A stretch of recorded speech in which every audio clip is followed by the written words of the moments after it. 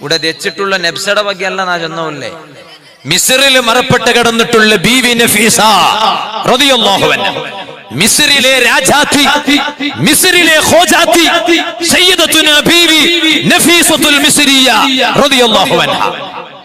ബേക്കൽ ഉസ്താദിന്റെ കുടുംബത്തിൽ എന്ത് സമസ്യ വന്നെങ്കിലും ബേക്കൽ ഉസ്താദ് ചൊല്ലൂല. നിങ്ങൾ ആരെ പേരിൽ നേർച്ച ആക്കറു? ആരെ പേരിൽ? നഫീസ ബീവി. ഉമ്മമാരെ, നിങ്ങൾക്ക് എന്ത് പ്രശ്നം വന്നാ നിങ്ങൾ നേർച്ച ആക്കണമെങ്കിൽ നിങ്ങളെ രാജാത്തി ഖോജാത്തി നഫീസ ബീവി റളിയല്ലാഹു അൻഹയുടെ പേരിൽ നേർച്ച ആക്കറു.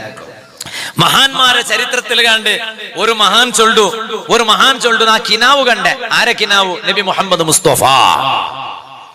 ആ കിനാവ് കണ്ടപ്പാ നണ്ടയില് നബി സല്ലല്ലാഹു അലൈഹി വസല്ലമ തങ്ങ വന്നിട്ട് ചൊന്തു,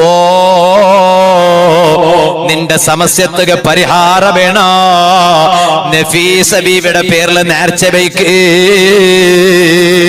നേർച്ച വെച്ചെങ്കിൽ വേഗ ഫല കാണ്ട മഹദിയല്ലേ സയ്യിദത്തുനാ ബീവി നഫീസ.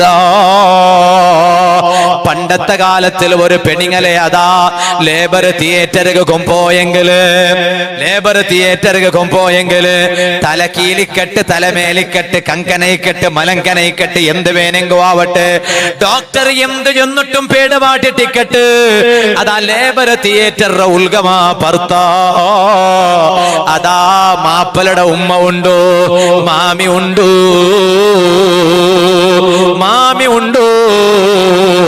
ആ മാമി അവിടെ ഓതക സുറാക്കിട്, നഫീസ ബീബിയുടെ മാല ഓതക സുറാക്കിട്.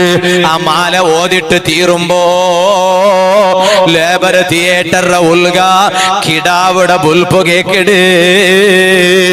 അല്ലാ, നഫീസ ബീബിയുടെ ബറക്കത്ത് കൊണ്ടു നോർമൽ ഡെലിവറി കിട്ടിപ്പോയിട്ട്